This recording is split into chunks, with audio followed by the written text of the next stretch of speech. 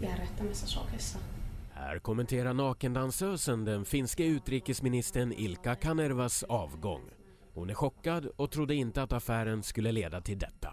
Ja siis mä ajattelin ihan tosissani, että se on pila ja minä en uskonut tätä juttua. Johanna Tokiainen mottog mängder av erotiska sms från ministern och lämnade en del av dem till en veckotidning för några veckor sedan. Publiciteten och Kanervas position har blivit ohållbar och ledde till hans fall.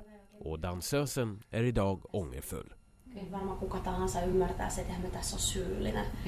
Mutta se, että mä annoin ne viestit Hymylle alun perin, niin mä tein siihen virheen. Ja mä oon pahoitellut sitä suoraan Kanervalta, pyytänyt anteeksi. Ja mä tein siinä väärin. Mä en ymmärtänyt tätä asian laajuutta ollenkaan. Mutta mä en missään vaiheessa tällaista odottanut, enkä halunnut, enkä uskonut. Ja kuten mä sanoin tässä aikaisemmin, ihan asiantuntijat, media-alan ja politiikan asiantuntijat ei ole tätä uskonut, mitä mä kommentteja lehdistä lukenut. Kyllä tässä on tää on aivan uskomatonta, mitä tässä